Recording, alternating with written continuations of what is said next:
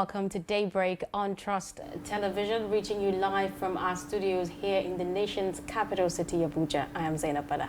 Good morning indeed, and welcome. It's a really cold morning out there. Yes, it is actually. Yes. You know, when I was coming, it was all breezy, and I was literally freezing. Oh my God.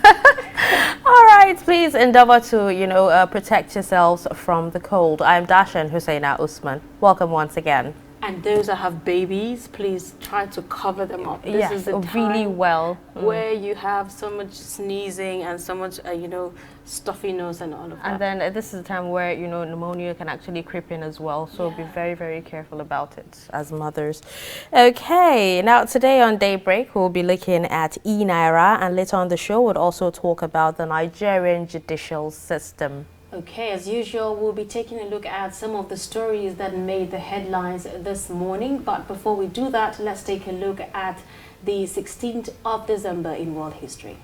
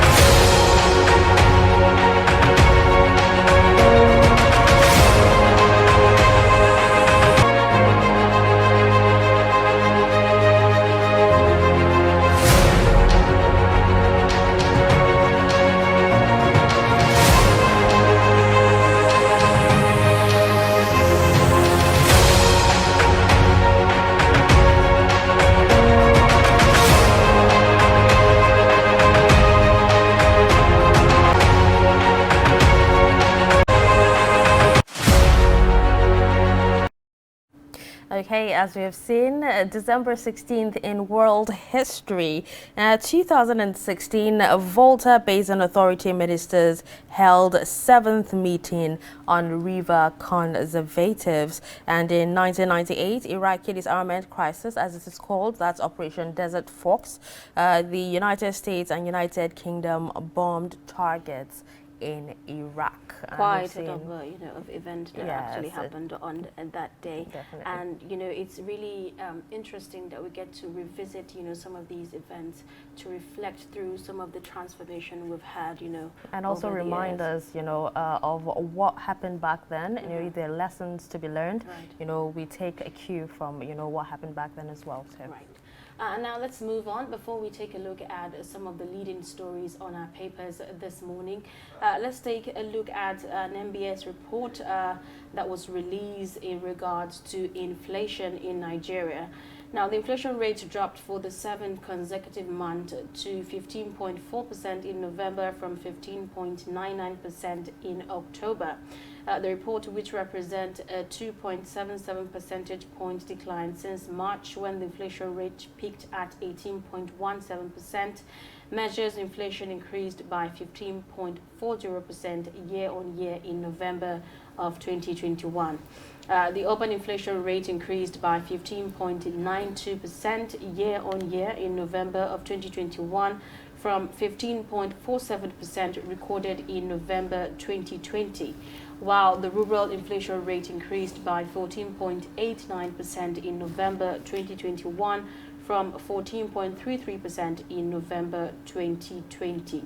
The report also added that on a month-on-month basis, the food sub-index increased by 1.0% in November 2021, up by 0.16 percentage points from 0.91% recorded in October 2021.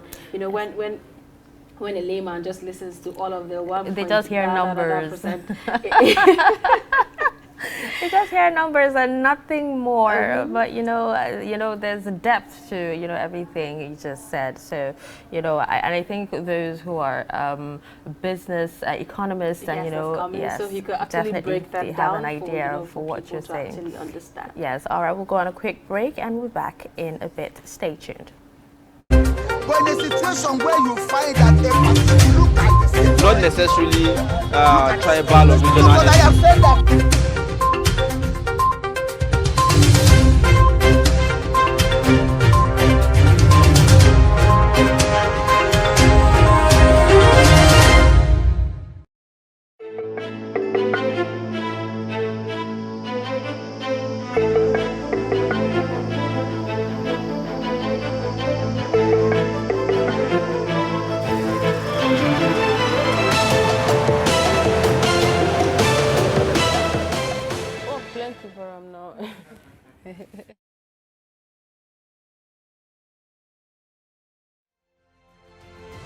Get latest updates on current topical issues and breaking news by downloading the Trust TV mobile app on your Android devices. Go online, click Google Play Store, search Trust TV, install the app, and get doses of unfiltered information on happenings all over the world in your pocket.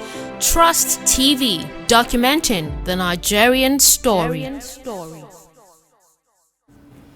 All right, welcome back from that intermission. It is now time for us to, find out what the papers have in store for us today. And we'll start with our sister paper here, which is a Daily Trust newspaper.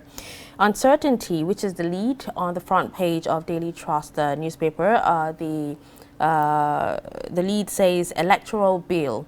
Uncertainty as timeline for Buhari ascent elapses Sunday. And we have some writers here that says will veto if president refuses to act, says lawmakers. Why he is reluctant, says Falana, and president set to jet out.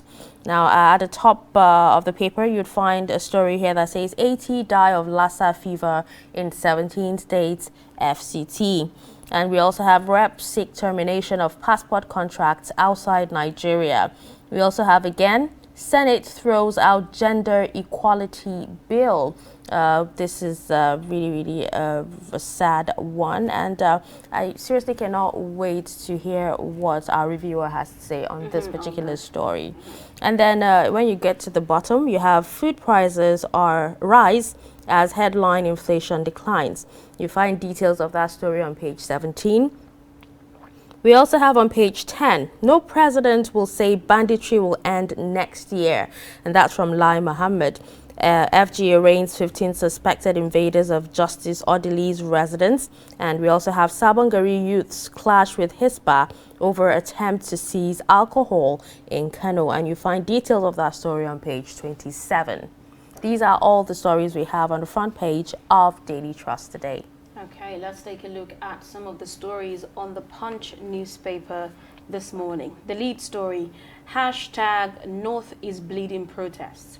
Federal government under attack as DSS police disperse arrest demonstrators. The riders, protest organizers arrested in Sokoto, Kaduna, Kano, Amnesty International. And then you see UN says 2.9 million people displaced in North States, petition signed by 28,000. Wow. You'd also see no president has funded security agencies like Buhari, says Lai Mohammed. You'd find the details of that story on page 2 of the Punch newspaper. And on page 23, dollar shortage may delay 5G rollout. Winners source $547 million license fee. And on page 20, cases rise. 107 inbound passengers test positive for COVID-19 in 1 week. Still on page 23 of the Punch newspaper, federal government debt servicing gulps 2.49 trillion naira in 9 months. That's according to the DMO. And on page 16, you'd see National Assembly members fear fault DSS over Yuletide kidnap warning. And on page 34 of the Punch newspaper, you'd see ASU meets Saturday. decides on planned strike over unfulfilled agreement. And on page 4 and page 5 of The Punch, Lagos diploma holder filmed jumping into lagoon. Family searches for body. That's tragic. You'd find the details of that story on page 4 and page 5.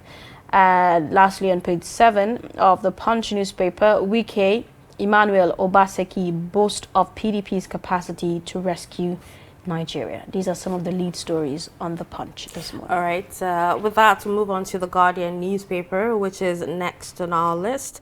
And on the front page, just on the right side, you'd find, on the right corner, you'd find a story on page 4 that says FEC okays 20% pay rise for police, 6% duty tour allowance, which is, a positive news this morning, because just recently I met a policeman who complained bitterly about, his take home. And if only they can be treated a lot better, they'll be able to secure and, our lives and property well. All right, we also have Lassa fever kills 2 doctors in Nasarawa Specialist Hospital. This particular story is a sad one indeed. Just when you've thought, all these pandemics have been erased and everything, it just keeps coming back. But, I hope the health sector, finds ways of dealing with this particular Lassa fever in time. All right, police open investigation into death of lawmaker in Kaduna. And then you can find the details of that story on page 5. We also have IPOB flays Igbo leaders, politicians begging for 2023 presidency. And right on the pictorial there, you see a pictorial right on the front page there that says, it stems from a protest, that happened in Abuja yesterday, talking about Nigerians in the north demanding that government fulfills its obligation to the people and secure lives and property. Just underneath, you have a story here on page 2 that says, poor African countries, others get $93 billion lifeline from World Bank. We also have insecurity. Citizens blast federal government over Nigeria safer than 2015 comment. And the writers here say Boko Haram would have declared Islamic State in Nigeria. Federal government flays critics. Bandits killed Kaduna lawmaker. Gunmen kidnap Imo monarch. We also have Buhari should show empathy to Nigerians, says Obasanjo's committee. Government insensitive to people's plight, says Rafsanjani. Police clamp down on #North is bleeding protesters. Police, DSS must stop arresting northern protesters, says Amnesty. And CSOs cry out over FGC pupils, others abducted since June. And right on the footnote there, you have a story that says Obasanjo, Abdusalami, Sultan, others task federal government on constitution review. And details of that story can be found on page 3. Okay, let's take our last newspaper for today. The Nation newspaper. The lead story there states presidency knocks Obasanjo, others over attacks on Buhari. The writer there, critics overheating polity, says minister. And on page 28 of the Nation newspaper, 15 suspects arraigned over siege to Odili's home. And on page 3, $98 million Islamic Bank loan for education in Osun, 8 others.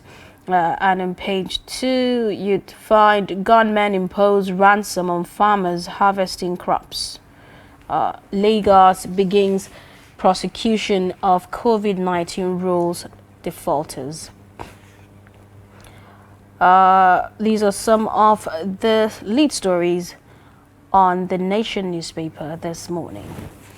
Hey, just before we go into, the newspaper review proper, we'll take a quick break and be right back. Stay tuned. Killing of travelers in Sokoto and incessant abductions and killings in Niger State and other places triggered protests in condemnations of government's passive action. Going memory lane. The minister says Nigerians should remember that the insecurity situation at the onset of the present administration has been substantially addressed. With the way the insurgents were going, before this administration came into office. With the control of a vast swath of land the size of Belgium, with their freewheeling attacks in almost a dozen states, including the Federal Capital Territory, which was hit at least 5 times. Perhaps they could have achieved their aim of declaring an Islamic State in Nigeria if President Muhammadu Buhari had not acted decisively. While acknowledging the genuine concerns in respect to the spike in the security threat, Lai Mohammed takes exception to a statement made recently by a former president of the country. Muhammadu Buhari has done so much under very difficult economic and social conditions to tackle insecurity in our country.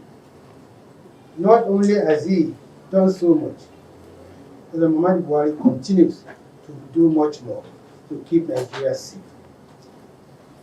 To say he has nothing more to offer is untrue, fallacious, and smacks of dirty politics.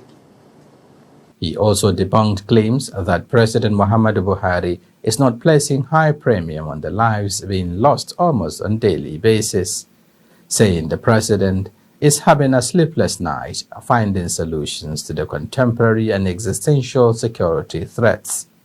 Shapiro Suleiman, Trust TV News, Abuja.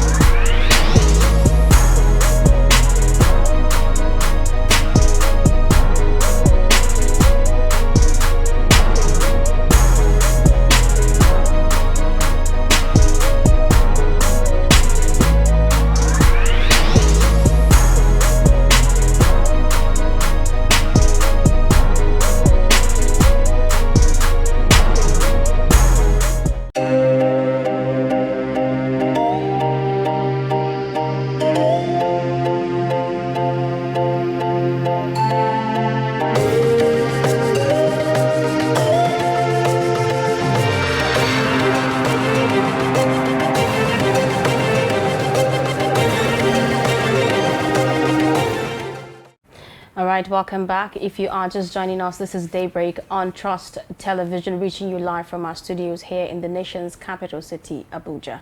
Now it's time for us to review, some of the stories that made headlines on the papers this morning, and we have in the studio Hamza Idris, General Editor, Daily Trust. Welcome to the program. Good morning. Okay, now there's a lead story there on the Daily Trust newspaper, which states electoral bill uncertainty as timeline for Buhari's ascent elapses Sunday, and we have a few riders there. Now let's start with what prompted the choice for choosing this story as the lead story for the Daily Trust newspaper. Yes, the story is very important. It is about the fortune of Nigeria. It is about the 2023 election, which is coming very soon, and then it is about how the election should be conducted. So this electoral act is significant because it will give various stakeholders the focus, it will give them the powers, it will give them the sense of direction as to what to do. Yes, and it's very contentious. Politicians are in high wire politics now as to use it to their own advantage, while Nigerians are also patiently looking as to how they are going to approach it. There are two or more serious issues therein, but the contention now is on the mode of primary election by political parties. You know how important that is, because that is where political parties will select or elect, or achieve a consensus on who should flag their, exactly, who will be the flag bearer. And the members of the National Assembly, for one reason or the other, said it should be direct primaries. Right. Yes, by law, they have three options: by direct primaries, by indirect primaries, and by consensus. Okay. Yes, but the members of the National Assembly said, okay, it's better we amend the act and make it through direct primaries, whereby all members of a certain political parties will have to come together to elect their flag bearer. Okay. Yes. So they agreed on this, and then they sent the bill to the president, who supposed to assent to it. And this is where the drama is. Yes, by Sunday, it will be 30 days. Yes, and the president, I don't know. Is about to jet out. So there seems to be a lot of doubt cast, because lawmakers, and Nigerians are saying that, with the time almost elapsing, will the president assent to this bill at all? You see, all his life, all his political life, he has been an advocate of direct primaries. During the APP days, they call it Kato Bayan Kato. Yes, meaning people will line up behind their choice candidate.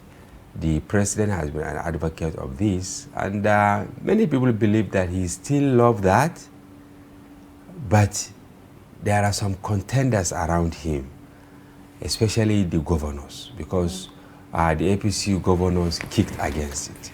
They said they don't want direct primaries. They want the delegate option, whereby right from the ward, the electoral ward, some people will be elected to serve as delegates who will now vote for ward leaders. Then you have local government leaders. Then from there you also select those who will elect state delegates, and then it is the state delegates that will elect the presidential flag bearer. They are the ones that will select members that will go to the House of Assembly, House of Reps, and then the Senate.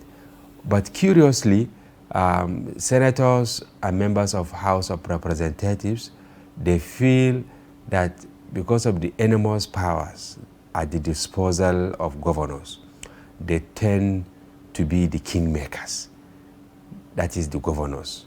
Whenever it is election season, you see the governors having absolute control over the delegates. So if governor is not favorably disposed to maybe a certain member going to the state assembly or wants to go back, it is very easy for the governor to take over the ticket from that person, including senators and members of the House of Representatives. So governors are so enamored, they are so powerful to the extent that they are being fed.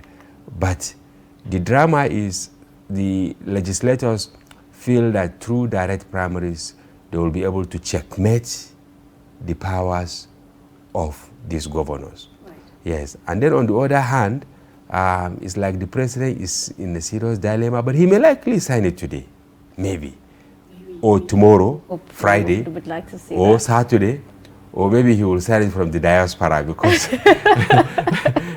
lately we gathered that he will be traveling out anytime. We don't know whether it is today, whether it is going to be tomorrow or next tomorrow. But the advance party, they have jetted out already, waiting for him to arrive at his destination. Right, you know, there's one other rider that really caught my attention, talking about lawmakers saying will veto if president refuses to act.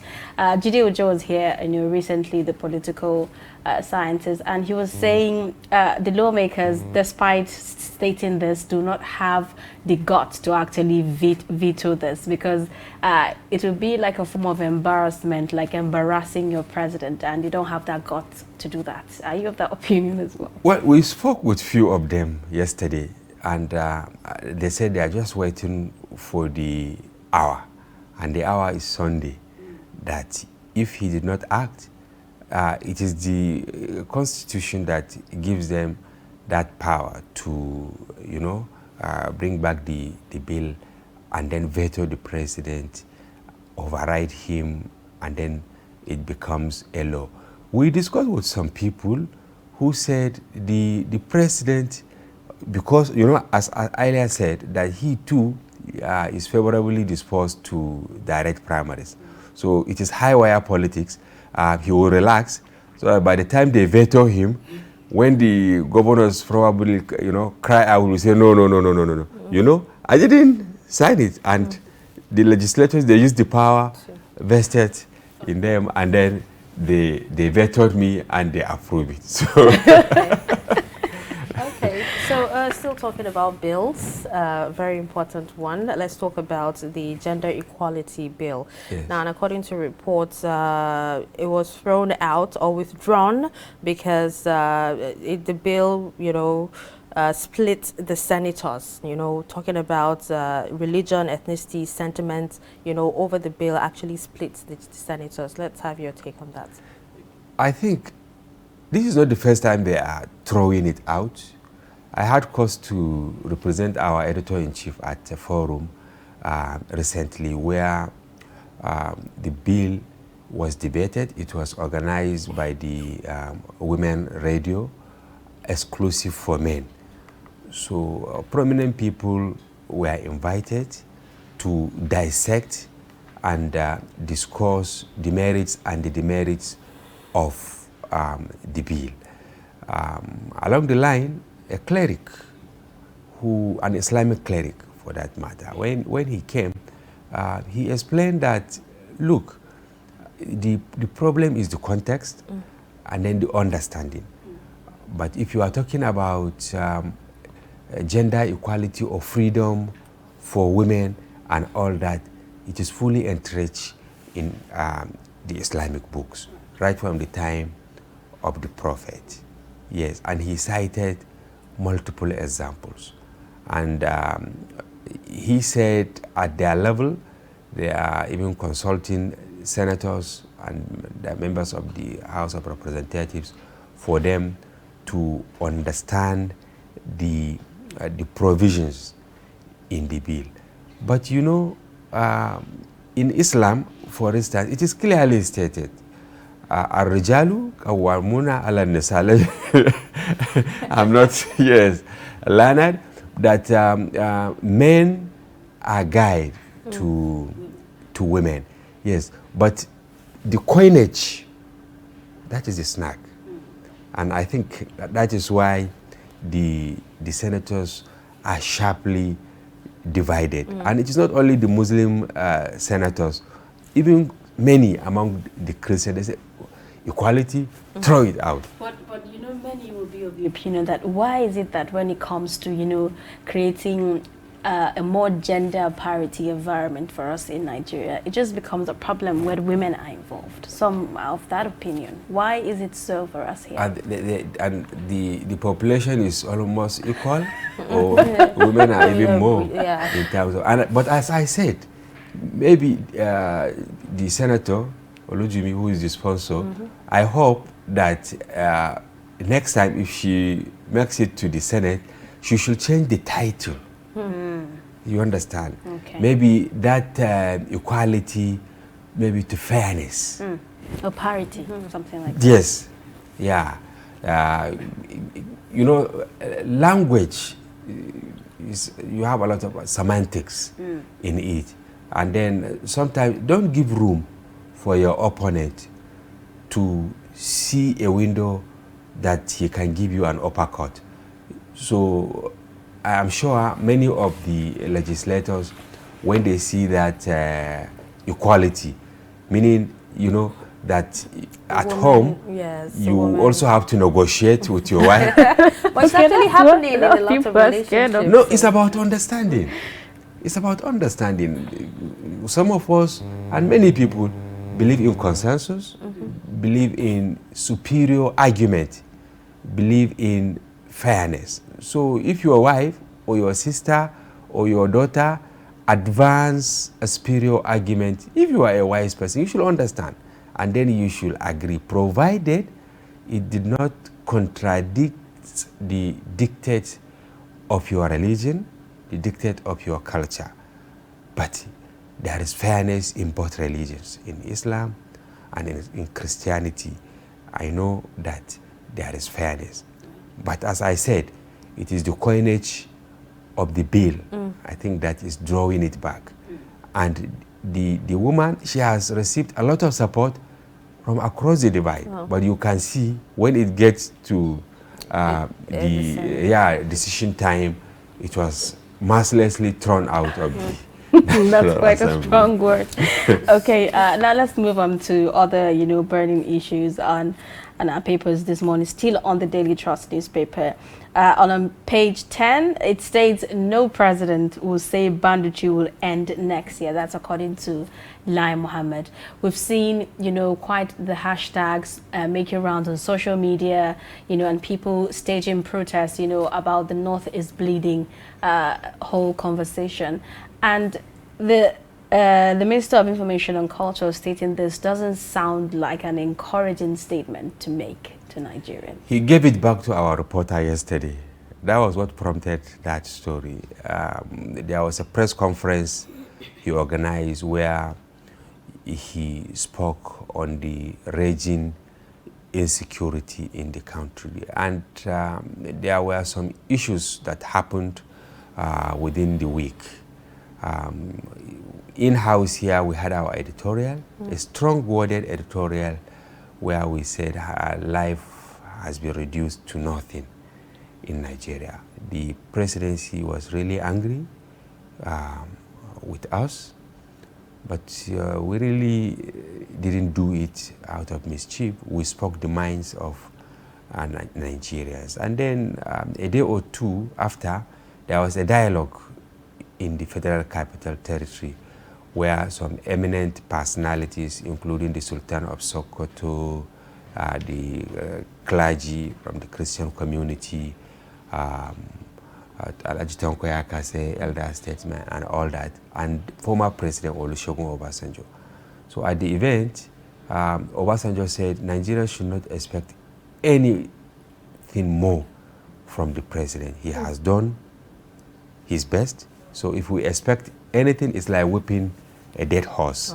So you can see it, another salvo towards the presidency. So the minister tried to address some of these issues, and he said some people are really panning the ambers of hatred and ordered by their utterances, not based on patriotism.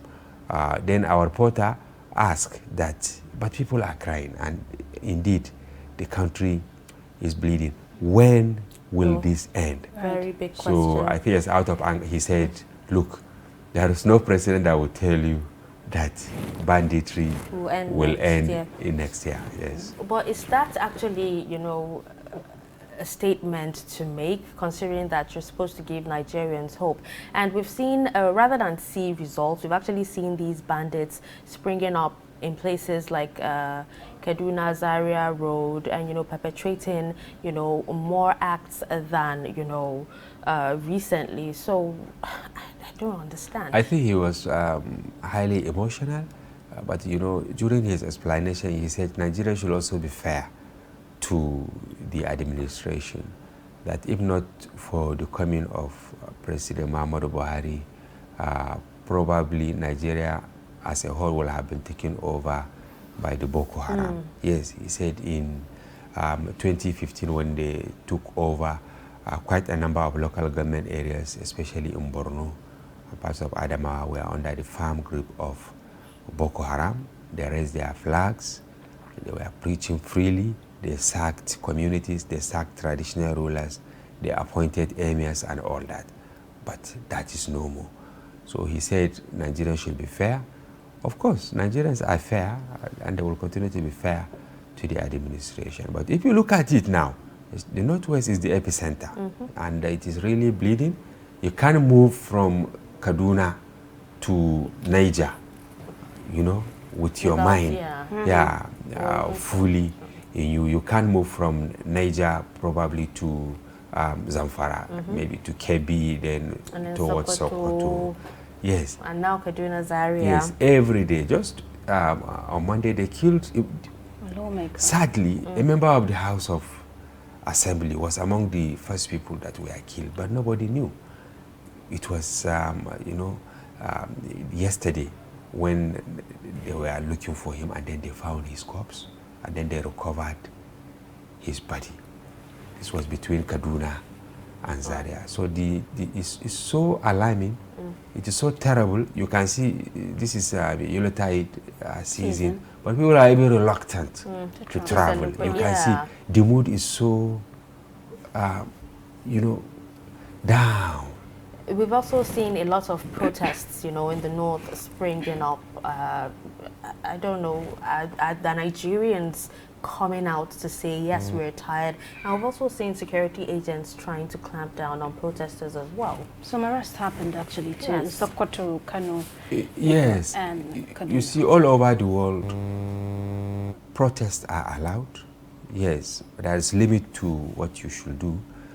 And then also, security operatives tend to be more aggressive sometimes if they realize that the protesters have the potential to perpetrate mischief.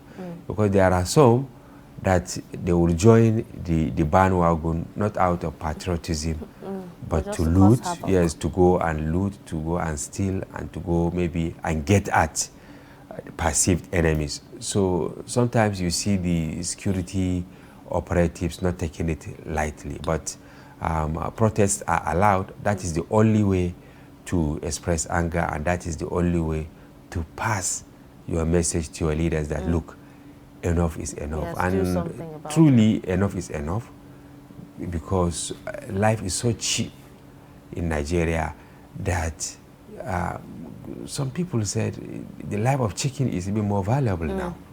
Because it's very unlikely for you to pick somebody's chicken and go away with it. But you can see how people are being killed, how people are being maimed, especially in the Northwest. The pattern of killing is so wicked that you don't really understand what is the motivation behind the heinous act. So it is very sad. And I think it's time for the government to really act to stem the tide. Because when people are protesting, it's a strong signal that, yes, they have reached the level at which they will not take it anymore. And I think the reason why they're coming out for the protest is because, you know, Nigerians are getting to the point where someone knows someone who's a victim. Is there any family that has not been affected? Do you think there is any family in Nigeria that has not been affected directly or indirectly by this insecurity? Not a single one. Because in all the 6 geopolitical zones, you realize that you have one form of insecurity or the other. Look at in the southeast now, the ESN, that is Eastern Security, the so-called disbanded Eastern Security. They are now targeting traditional rulers, killing them. Look at where they went to a village, you know, they picked a paramount ruler, you know, killed him and then dumped his corpse at the market square. Not Nigeria? No, I think we have descended so low. And it's time for the government to really act. Well, thank you so much for coming Thank on the you so program much. this morning. As usual, we hope to have you next time on the show. We've been speaking with Hamza Idris, General Editor at Daily Trust. We now go on a quick break. When we come back, we're going to be discussing Nigeria's e-naira. Do stay.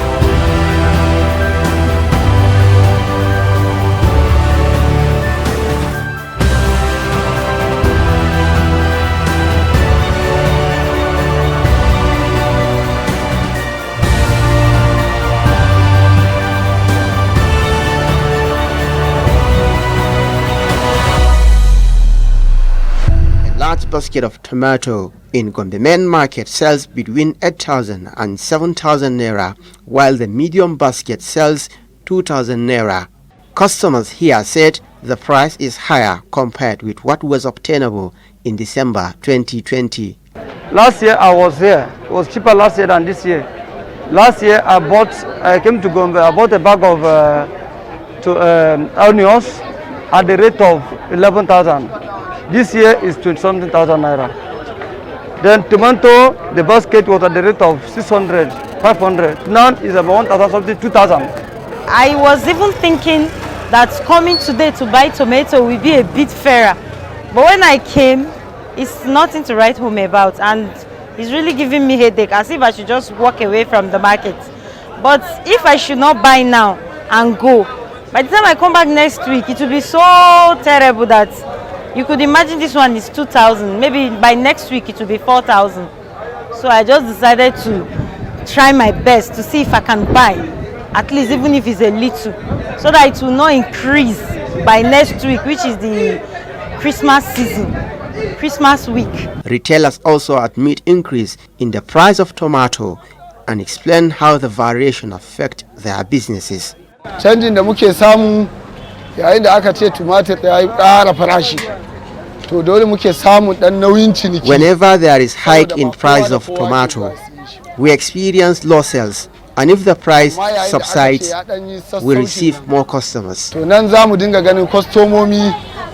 Amma yanzu tsadan kayan ya sa customers sun yi low, sun ɗanyi ƙasa.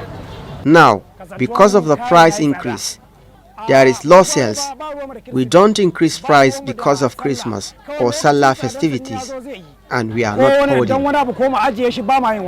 Gombe State is among the major producers of tomato in Nigeria. From Gombe, Ibrahim Ismail, Trust TV. All right, welcome back to Daybreak on Trust TV. Right now, it's time for our first discussion. And like we said earlier, we'll be talking about the e-Naira. Now, Nigeria in October launched Africa's first central bank digital currency, that's the CBDC. The e-Naira was unveiled at State House by President Muhammadu Buhari on Monday, 25th October. The president said that it would increase remittances, foster cross-border trade, improve financial inclusion, and enable the government to make welfare payments more easily. Now, alongside innovation, he said the adoption of a CBDC could improve economic activities and increase Nigerian GDP by $29 billion over the next 10 years. Now, we'll also take a look at the Financial Bill 2021, which the Minister of Finance, Mrs. Zainab Ahmed, said provided for new tariffs and levies in 2022 as the economy is now on a recovery path. Now, Mrs. Ahmed also added that a couple of reforms and amendments had been commended in the draft 2021 Finance Amendment Bill, saying that more will be introduced in the middle of 2022. Now, moving into the discussion for today, we have an economist, Dr. Samson Galadima Simon, as he joins us, on the show to, discuss this particular issue. Good morning. Welcome to Daybreak. Thank you. Thank you for having me. All right. So, since the launch of the e-Naira, can we say it is doing well?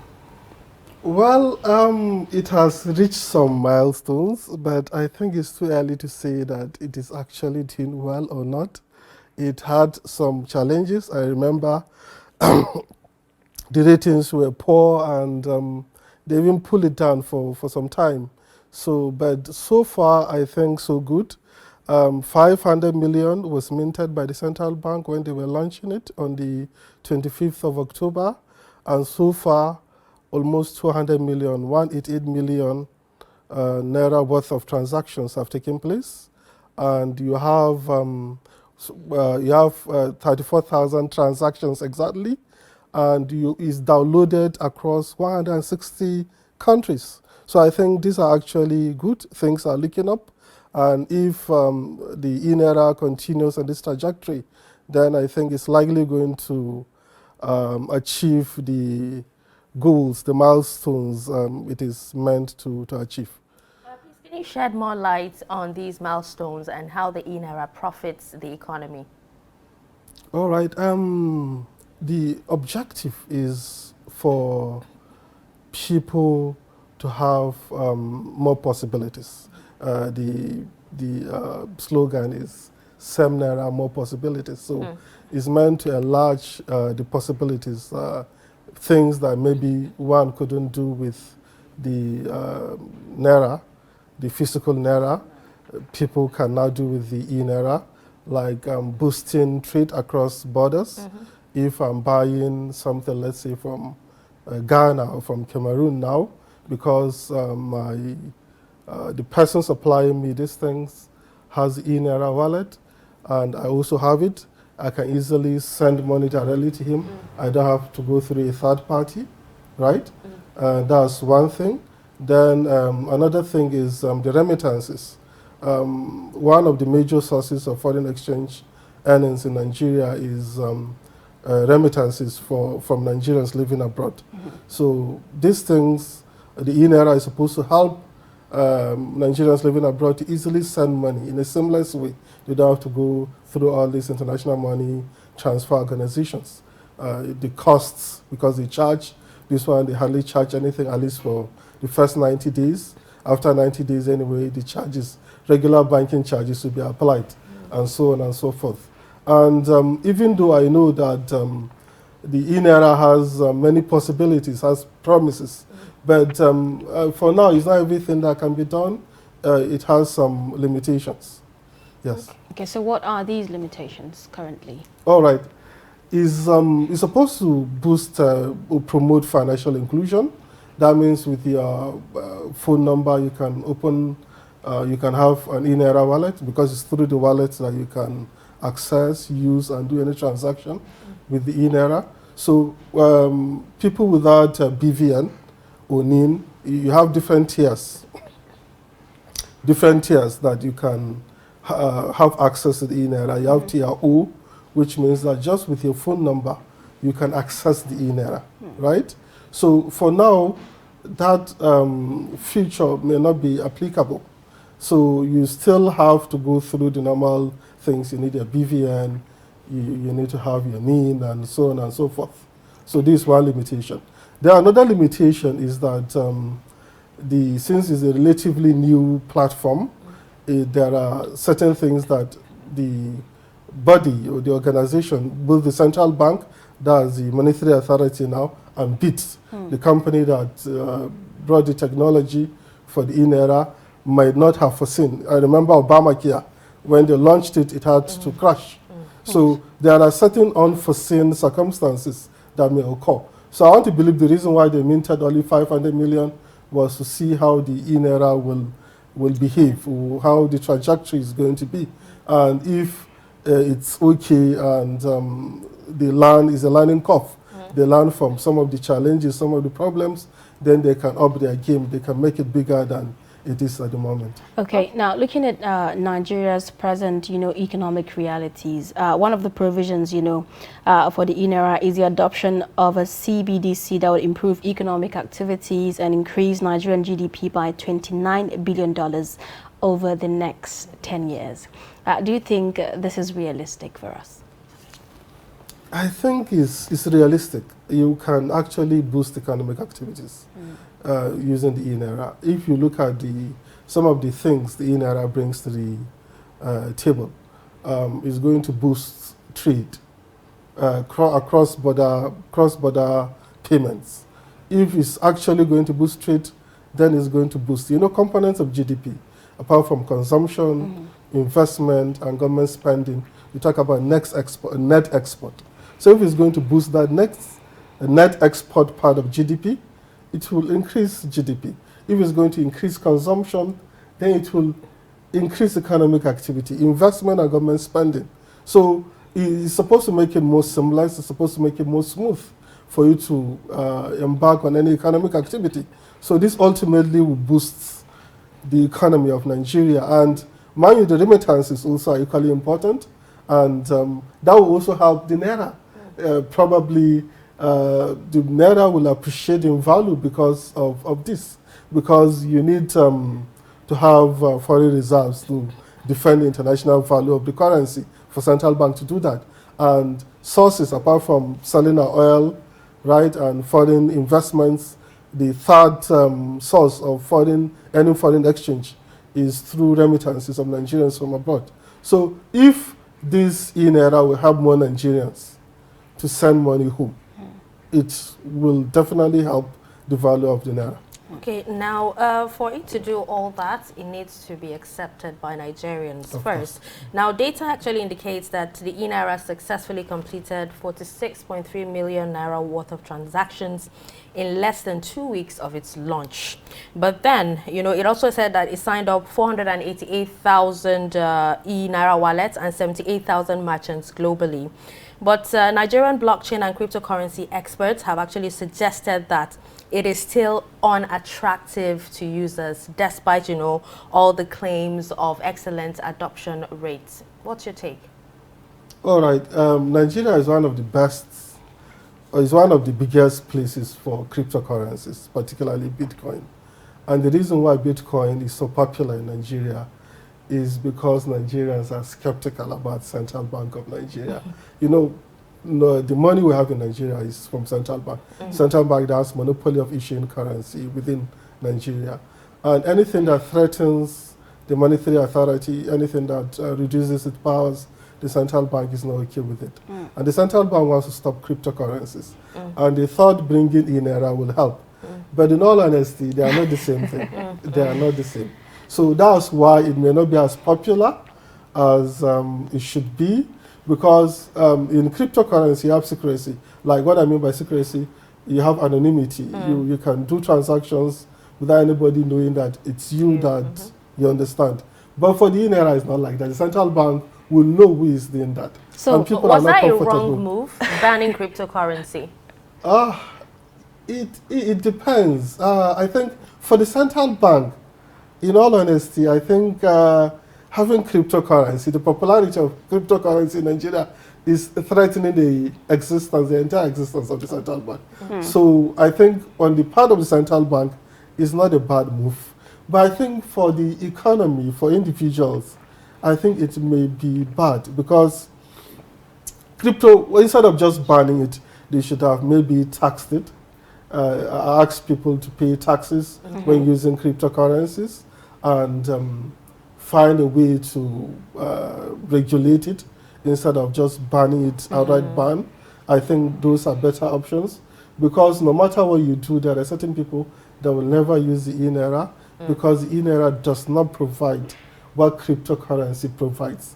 I know cryptocurrency is not stable, it fluctuates. The e-Naira does not. It is not like it doesn't fluctuate completely, but not at the extent at which Bitcoin, for example, fluctuates. It's totally unpredictable. So can we say the e-Naira cannot compete side by side with other cryptocurrencies around the world? Yeah, they have certain things in common. Both of them are based on the digital ledger framework. They're both based on blockchain, right? And they have this cryptography that ensures that it reduces fraud, it reduces many illicit, not illicit, it reduces fraud and maybe cloning of the currency. These are some of the good things that both the e-Naira, that's central bank digital currency, and crypto have in common. But besides that, that important thing, it's not everybody that wants to know, particularly for people involved in illicit activities, right? They don't want people to know that they are the ones involved. True. So I know it may sound bad because it's mostly criminal and it's not good for any economy or any government or any authority to encourage criminal activity. But not only criminal activity, there are certain things. People like their privacy and they don't like the prying eyes of government or any authority. So that's the challenge that the e-Naira will have. And besides that, some people feel like the Naira is not a widely acceptable currency around the world, or like the digital currencies like cryptocurrencies like Bitcoin. Bitcoin is acceptable anywhere in the world. You can go to anywhere in the world and buy or sell whatever using crypto. You cannot do that with the e-Naira. So there is no basis for comparison, though I know the ultimate objective of the e-Naira is for you to ensure interchangeability with other central banks' digital currencies. If that can be achieved, I think that will help the e-Naira probably to be on a par with other cryptocurrencies. But that's actually a long time for that to happen. It doesn't happen overnight. Besides, how many countries have actually floated CBDCs? It's going to take time. It's not something you do overnight. And Bitcoin or other cryptocurrencies are already providing that. So that's a challenge. So could you talk to us about, the risks associated with the e-Naira? All right. The e-Naira, despite the so much taunted advantages, it also has some disadvantages. One of the disadvantages is that now the central bank is is on the home turf of commercial banks. Commercial banks before now were the ones that interacted with the customers directly. Now central bank does that directly. So central bank may take away people, clients or customers from commercial banks. So that's one downside. And if it takes away those people from commercial banks will be limited. They will have less access to funds, maybe for them to loan or for them to make money from. That's one disadvantage of the e-Naira. Another disadvantage of the e-Naira is that it has this limitation of people being skeptical about the unknown. People are more comfortable going to a bank, doing normal transactions. These are things that people have been doing for ages. And then suddenly you say that you can download this, that, and it's not everybody that is okay with it. And even when you download, I was discussing with somebody who had challenges onboarding on the e-Naira, having the wallet. So it's not going to be as seamless as it is being said. It has challenges. And even though they are saying that dispensing errors will be there on the e-Naira, but we are yet to see that because you're just starting. You can promise the moon for everybody. But when it's time for action, that's when we know if you can actually deliver on your promises. Okay, so do you think Nigeria is actually ready for the e-Naira? Yes, I think this is the right time for the e-Naira. COVID has a lot of downsides. It has brought a lot of problems for us, but it also has accelerated people migrating to the digital economy. And this is actually the right time because people are now less and less about the analog economy, about the traditional economy as we know it. And the digital economy is actually the future. And I think the central bank has started on a good footing, and I think it should continue. Despite the challenges of the e-Naira, I think eventually all these things will be overcome. The e-Naira is actually the future. Eventually, I think I foresee a world where people will hardly use the physical Naira. So it's good that we start this way, and as we keep learning, we keep improving. So I think this is a good time for it. It may seem a bit challenging for the central bank for now, but I think if they keep at it, is actually the right thing to do. Okay. Now, President Muhammadu Buhari submitted a finance bill to the National Assembly to amend various tax laws in Nigeria. Now, can you share your thoughts on the strategic objectives in that particular bill? All right. The finance is still a bill. It has not yet become an act. That's for the 2021. For a while now, and I think I need to commend the fiscal authority in Nigeria.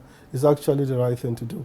You're supposed to review and amend your finance act on yearly basis so as to support the budget. They did that in 2019, they did it in 2020, and they're doing it now for 2021. And doing it for 2021 is to support the 2022 budget.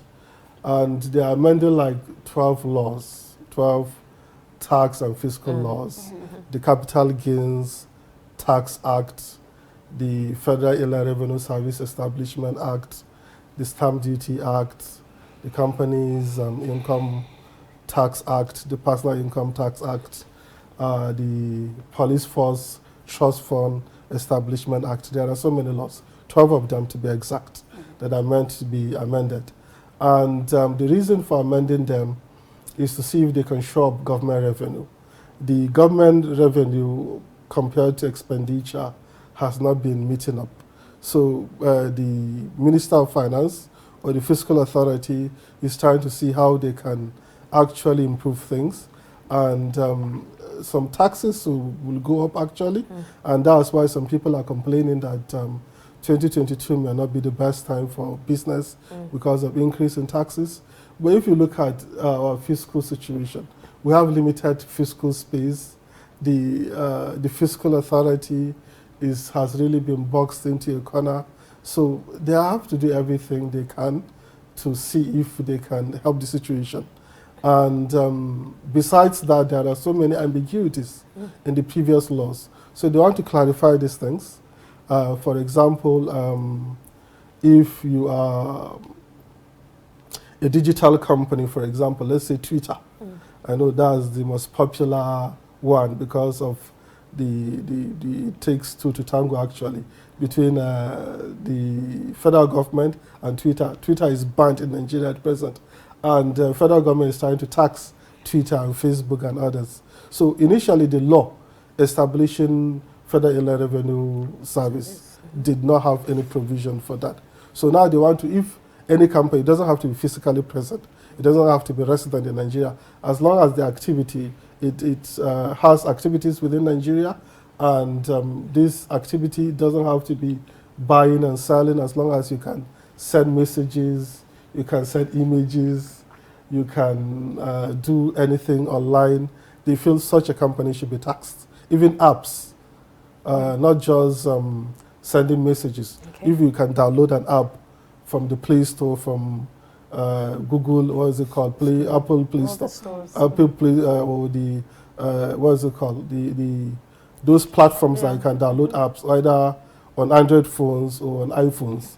They should be taxed. That's what they are saying, right?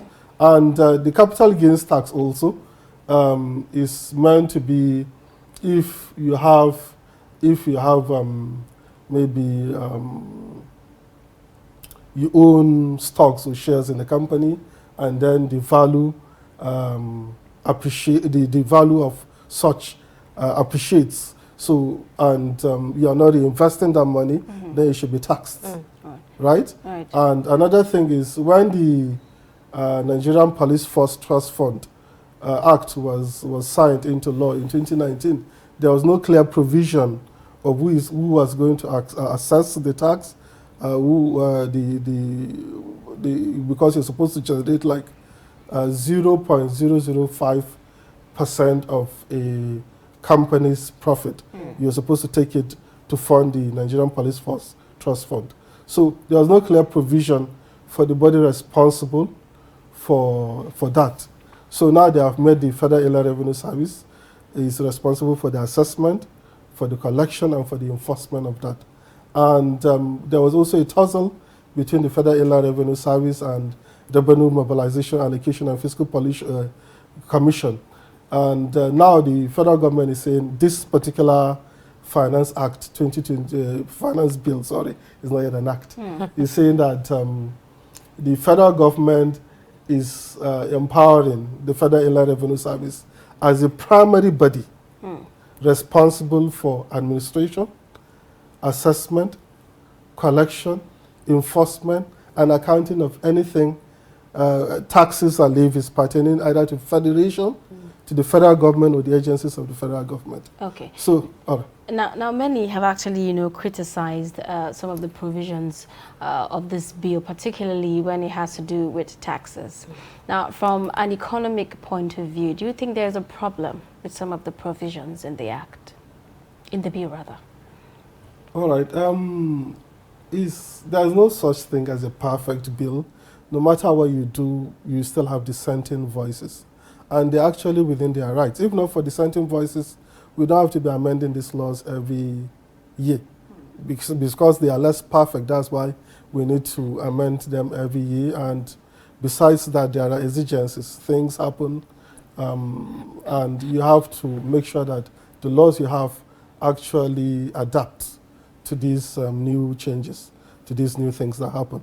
So some of the problems with the Finance Act, Finance Bill, I keep saying Act, is actually a bill, it has not been signed. 2021 is that it's going to increase taxes.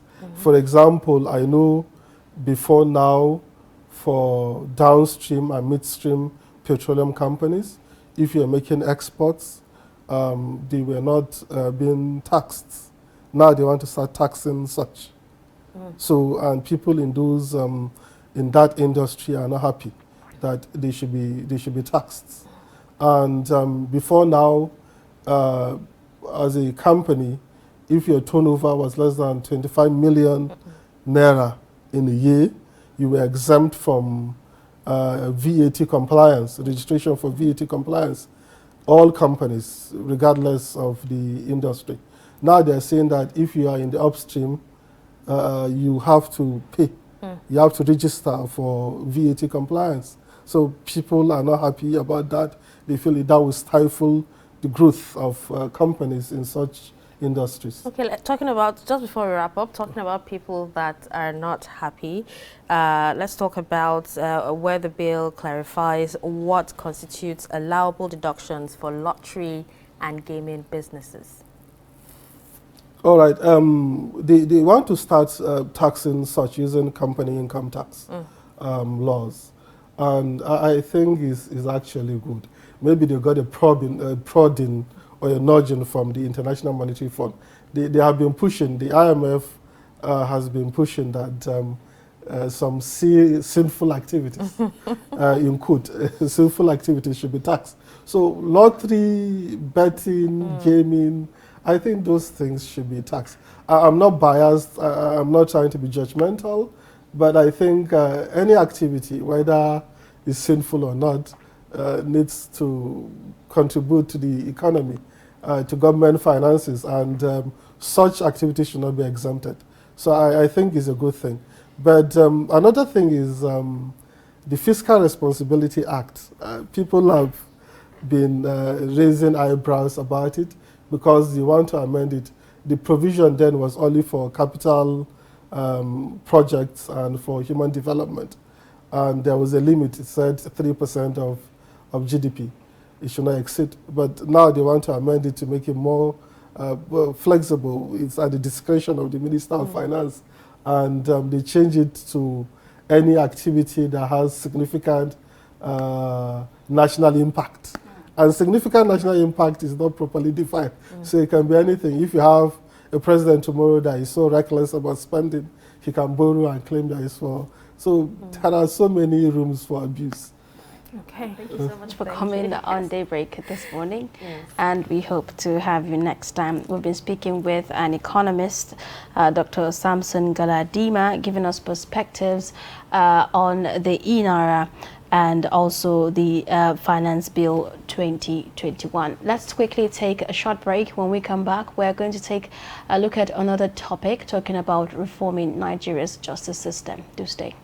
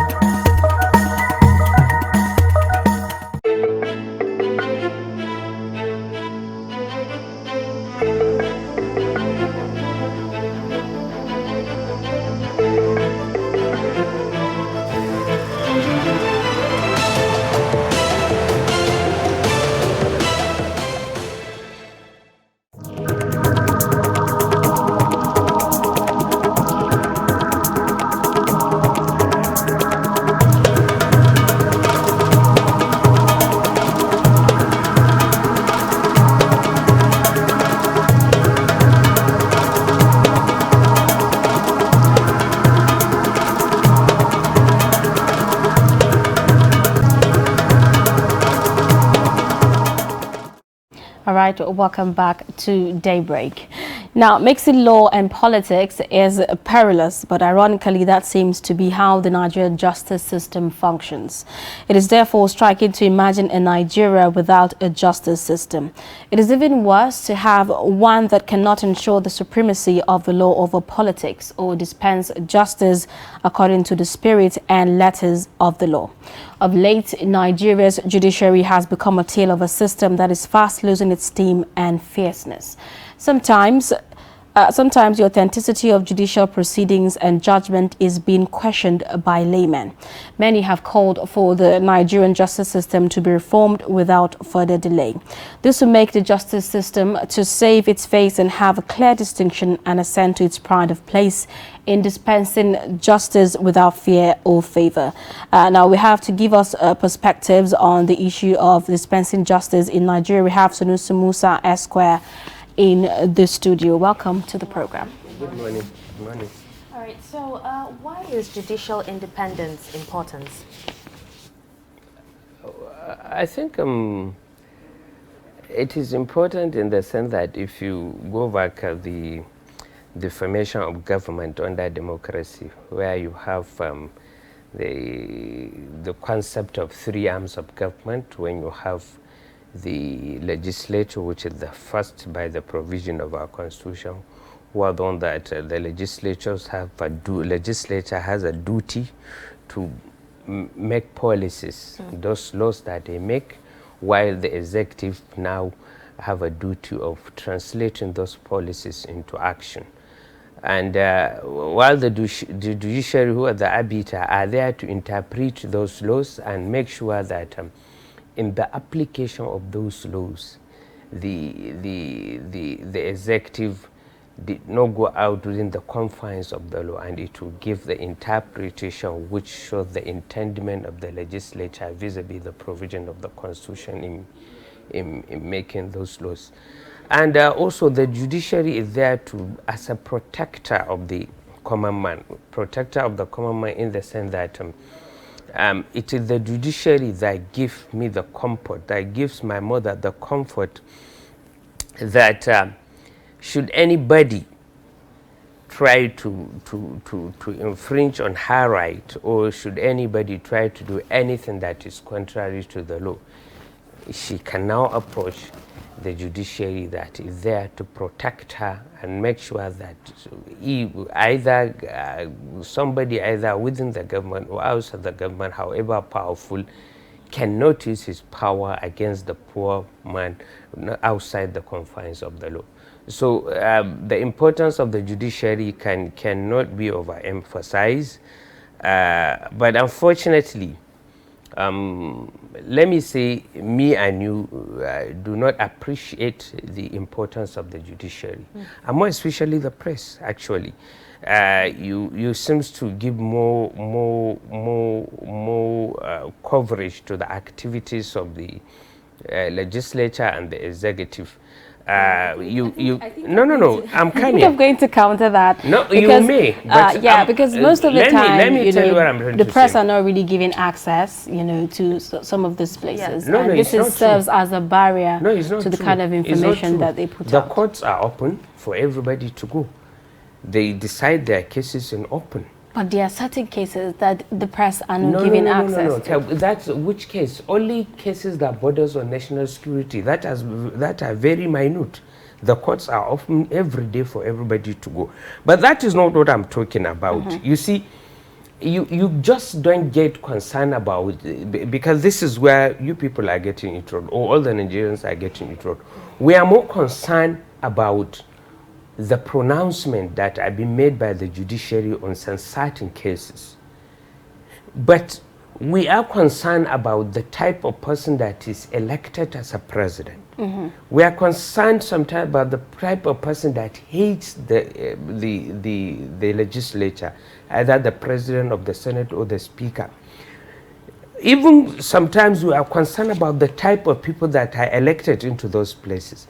But we don't seem to be more concerned about the process of selecting people to man the judicial offices that we have. Right.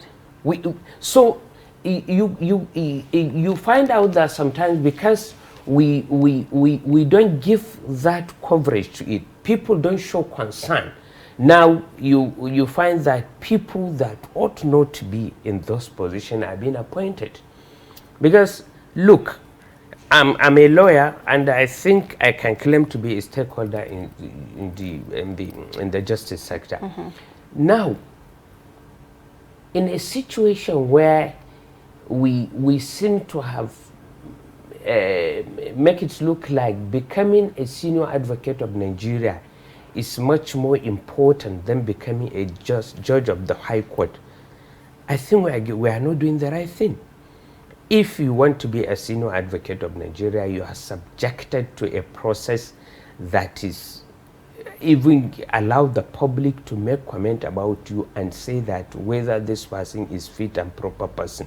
But we don't get to see that. We don't get No. Because it's when people apply to be senior advocate of Nigeria, the authority advertise their name and say, public, come and comment.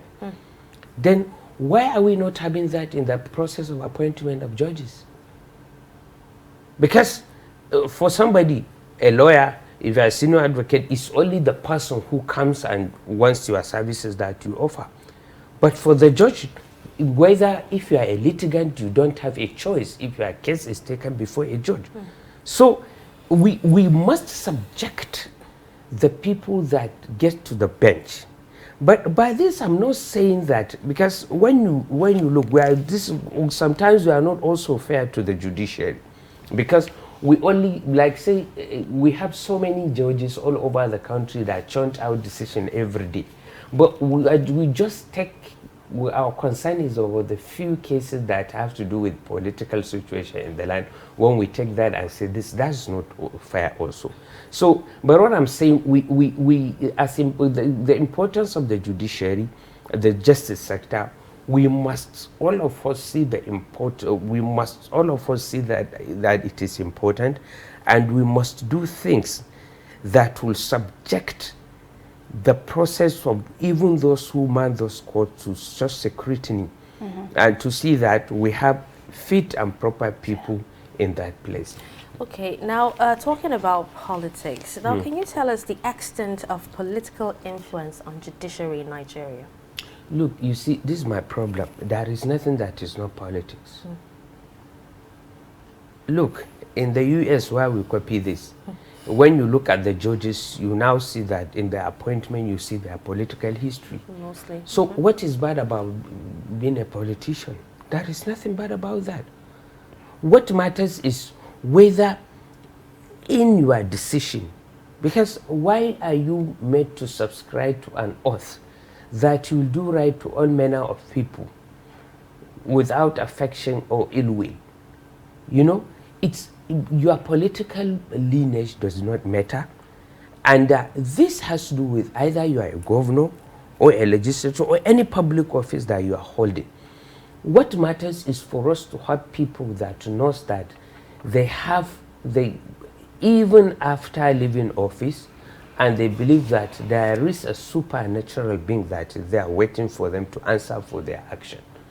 So the appointment of judges, what is it? It's a political decision. Because the president has to take a decision to appoint them, or the governor when they are recommended for such appointment. In the case of the heads of court, it has to go also to the legislature. So all these are political decisions. But my problem is this limited definition we give to our politics. To think that anything politics is bad, which is very bad. Isn't it because of the way it's done here in Nigeria? It is not. Look, if you say the politics is bad, then stop complaining about bad governance. Because you can only have a government through political process. And you cannot continue to say that the entire politics is bad and you expect that, okay, what is bad cannot give you something good, certainly. Isn't it? So you cannot think that the entire politics is bad, and this is why we are having problem every day. We think that once something says politics is bad, okay, how do you expect to have good governance? Anything we do, anything we do, one way or the other, is tied to politics in the wider sense of it. Because one of the definitions of politics is that this, is it what they call it, is taking decisions. And one must take decision, either rightly or wrongly. They are political decisions. I think fear is, you know, the judiciary being impartial. This is why a lot of people are actually against, you know, like politics. But like you've said, you know, there's politics everywhere. Look, you see, we look, the judges, the judges are not from the sky. They are a product of this society. That is why even in their code of conduct, because nobody expects a human being not be partial, that is why in their code of conduct they are excluded from deciding over some cases that has to do with people that are close to them. Right. Do you get the point? What matters is, as a judge, your duty is to apply the law. Then, but like I said, the appointment process has to be checked so that people that are good are appointed, people that merit it are appointed. And I think I want you, you know, when you do, maybe I know like the trust company as a whole, you engage in a lot of investigative journalism of recent. You need to take a holistic look about what this justice sector. Sometimes, in fairness to the judges, because they don't talk, it is not their fault. Okay. You have the police, you have the lawyers in the Ministry of Justice, you have those of us from the private sector. All of us have a role to play in how the justice sector works. Right. Because the judge cannot do everything at one time. You see some lawyers trying to employ every type of tricks to delay cases. That's very this brings me, you know, to the next question, because a lot of the complaints mostly people make is about the slow dispensation, you know, of justice, and that judges give justice, you know, to the highest bidder. Why do we get to see, you know, all of this things happening? Is it that we have a low number, you know, of judges, or what really is the problem? No, I think one, in some cases, of course, I agree, maybe like places like Abuja, but I think it is not even the low number of judges. Yeah, maybe at the higher bench, like in the higher courts, you have the when you see the cases, then but you need to know that we have the magistrate courts, we have the area courts, and the customary courts. I think the stakeholders in the judiciary need to do a holistic review of the system.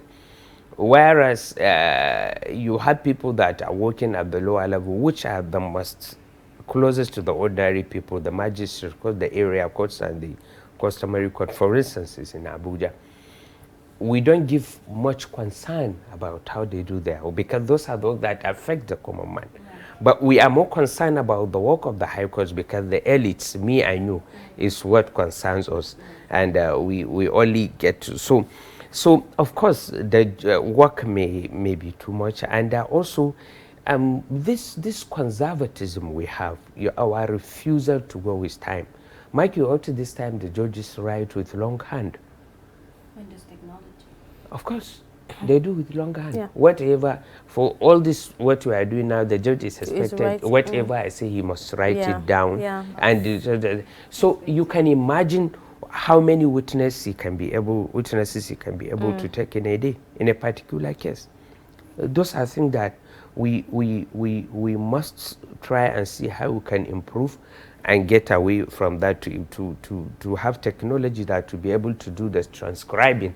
But I'm sure like Abuja High Court they are running some trial version in some of the courts there.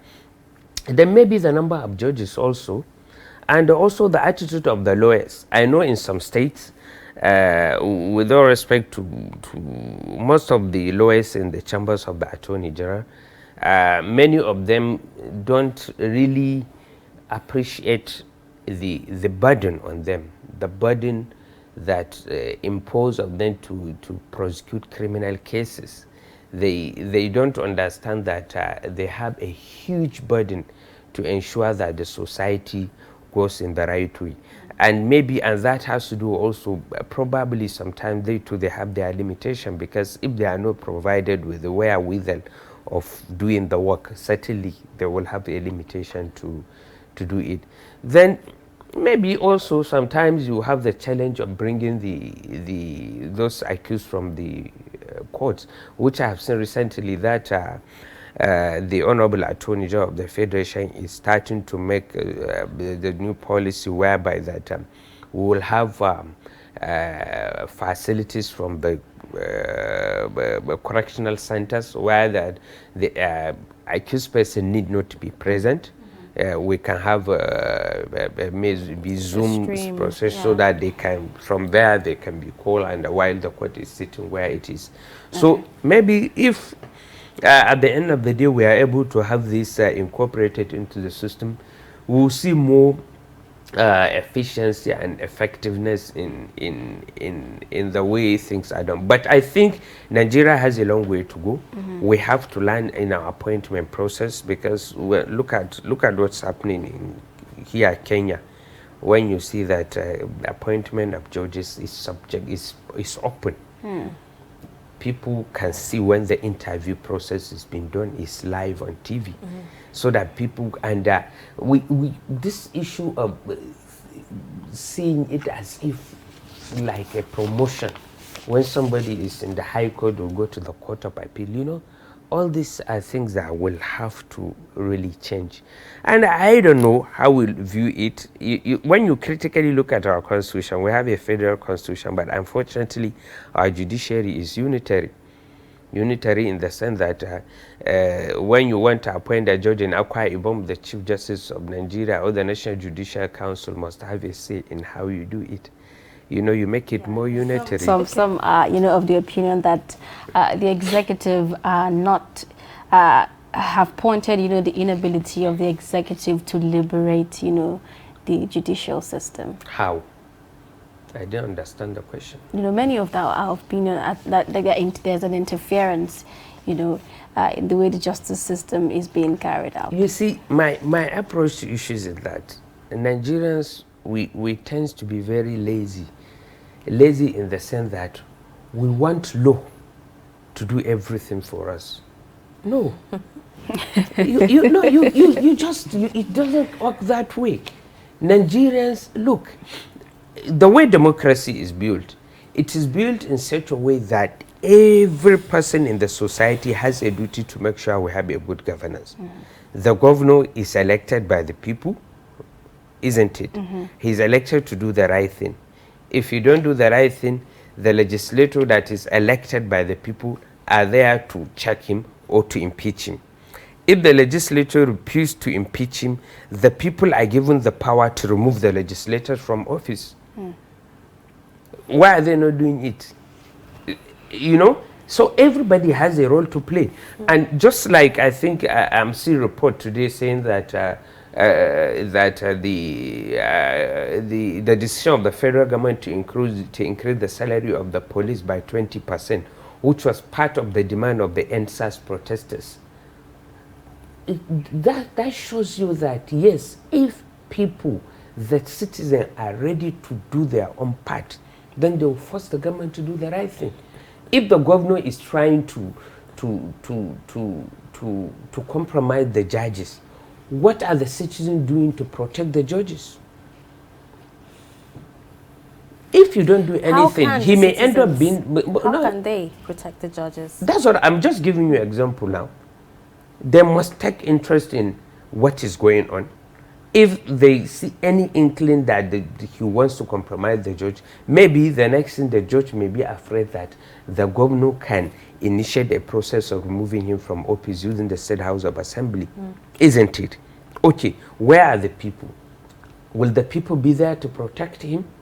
To make sure that the executive and the legislature do not abuse their office to remove him from his office? If they are not there to do that for him, what do you expect from him? He's human. So what I'm trying to say is, we always, this holier than thou attitude that we always have, you know, thinking that, you know, it is, no, it is the fault of Mr. A. Me, I have no problem. It is not my fault. No, everybody must see the system that in this run for good governance, each and every one of us has a duty, has a role to play. And if you don't play it, stop complaining. The citizen must have a role to play, and they must play their role. If there is anybody who is trying to do the right thing, the people must come collectively to protect that person. But no, everybody don't want to do that. You know, we just think that we want ideal situation without working. We want to talk, to say things are bad. No, things don't work that way. And to be sincere, I'm not saying there are no political influence in some decision. I'm not saying that.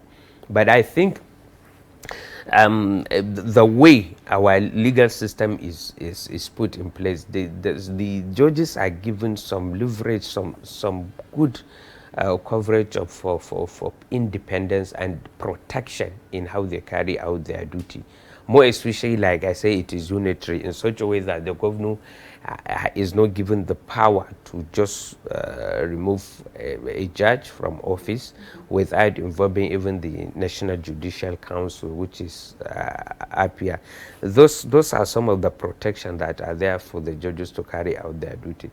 Like I always said, we must go and check the appointment process. It's very, very important. All right. Now, still talking about, you know, slow dispensation of justice. In your opinion, do you think establishing special courts will help, you know, curb all of that? Special court as how? Having special courts, like courts for trying corruption cases, special courts for different kinds of cases. No, I don't think.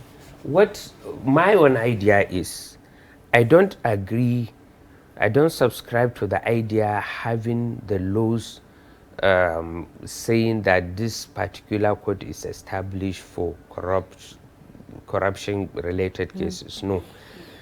My own is, I want to see a situation whereby the judicial system, the courts will now try and create a specialization within the judicial system.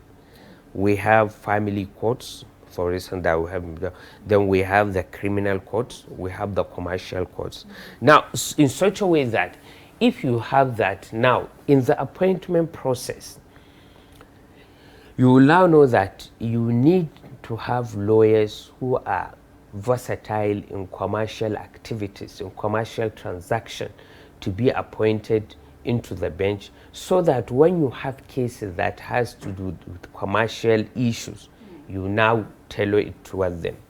You need to have those with specialization in family laws, for instance, those with specialization in the criminal law, you know, how the corrupt, so that you now tailor cases. But where you have a law that creates that, the reason why I say this is that so that while they are, you know, that you are giving them those cases, you can also give them other cases. Because, for instance, let me tell you one thing.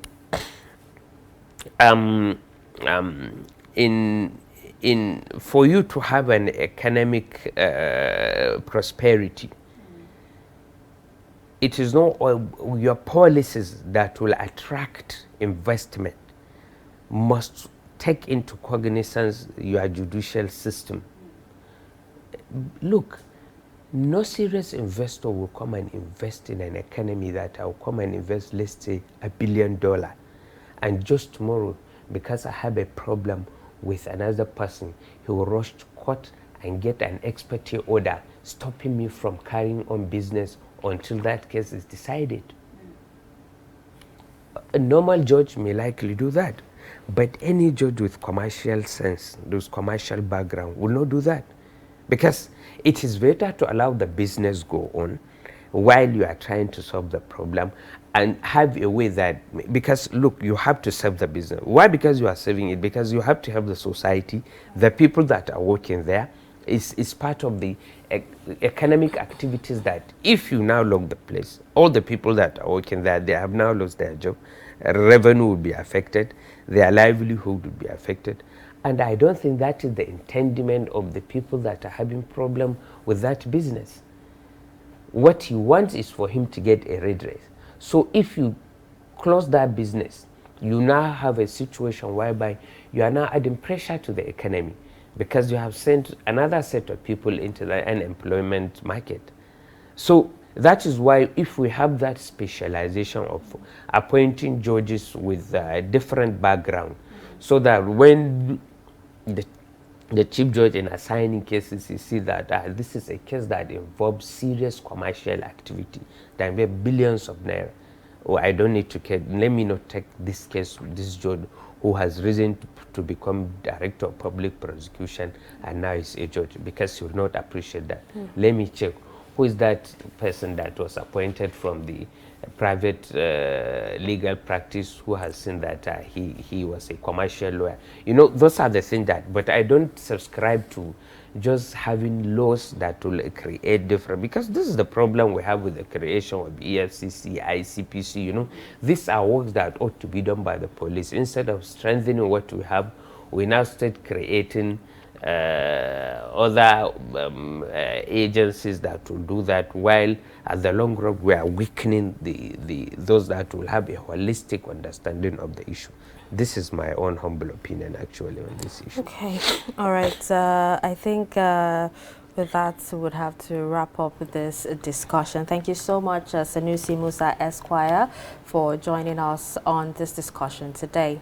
Thank you very much. All right, with that, we'll move on to sports roundup coming up next. Stay tuned. Nigeria's master of clay, Henry Asheye, and women's #1 player, Oyinlomo Quadri, are the champions of this year's Reynolds Tennis Open Championship, held at Clay Court of Lagos Country Club in Ikeja. Asheye defeated men's singles defending champion and #1 seed, Joseph Ime, by 2 straight sets of 7-6, 6-2 to emerge winner. Defending champion Oyinlomo Quadri retained a title after beating #1 seed Marylove Edward in 2 straight sets to win the women category. Quadri, who came into the tournament as 2nd seed after about 7 months layoff due to injury, proved too hard enough for her opponent to crack as she dominated all the sets to end the ambition of Marylove Edwards as the game ended at 6-4, 6-1 in favor of Quadri. In the men's double events, Matthew Abamu and Michael Chima defeated Henry Asheye and Unoso Madueke to emerge winners, while the women's double was won by Omalayo Bamidele and Oyinlomo Quadri.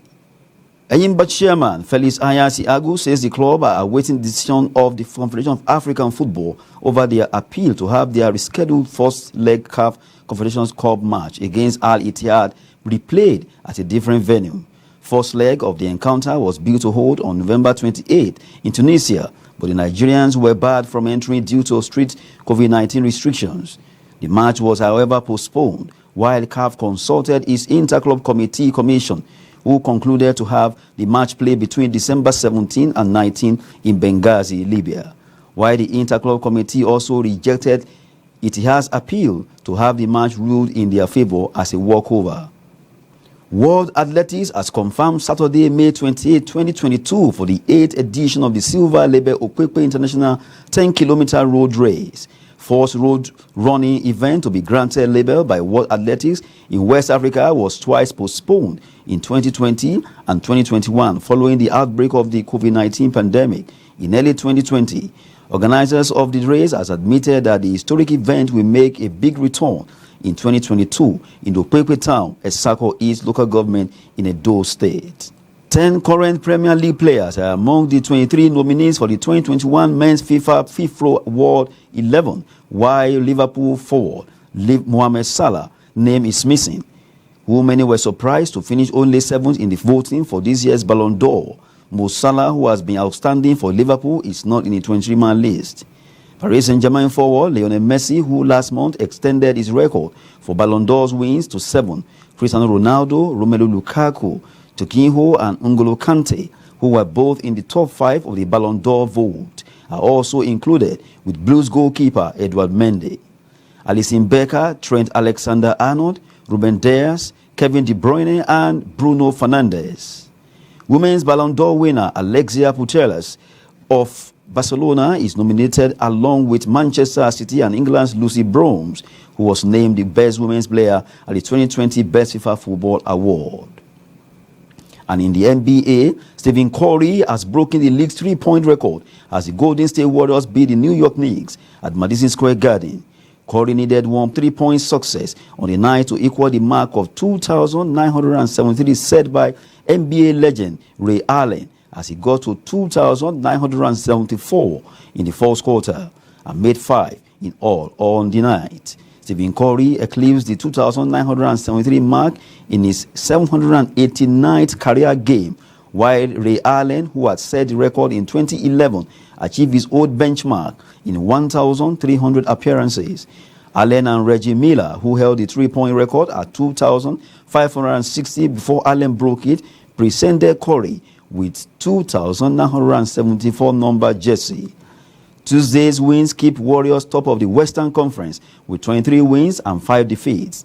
Phoenix Suns see second after a 111-107 overtime win over Portland Trail Blazers, while Brooklyn Nets also needed overtime to earn a 131-129 home win over Toronto Raptors. Barcelona's former Man City striker Sergio Kun Aguero has retired from active football following a very difficult reality of retiring from the sport to protect his health, as he announced on Wednesday, fewer than 6 months after joining Barcelona. Former Manchester City striker was taken to hospital on 30 October after experiencing chest discomfort during a 1-1 draw with Alaves. Aguero, who ends his career with 427 goals in 786 games, took time to compose himself after crying at the start of the news conference. Aguero is the 4th highest scoring player in Premier League history with 184 goals in 275 games, behind Alan Shearer, Wayne Rooney and Andy Cole. He is also the league's highest scoring overseas player, having registered 9 more goals than Thierry Henry. 18 hat-tricks in his career, including 12 in the Premier League, 16 years and 332 days between Aguero's first career goal in November 2004 for Independiente and his final strike for Barcelona against Real Madrid in October 2021. That's sports news. I am Adeni Ajishafe. Well, with sports, we wrap up Daybreak for today. It's been quite an interesting show. Yeah, it is. All right, so talking about Daybreak, it doesn't end here, okay? We'll be back tomorrow again at 7 a.m. on Trust TV. But before then, have yourselves a wonderful day. I remain Dashan Hussaina Usman. And I'm Zainab Bala. See you tomorrow.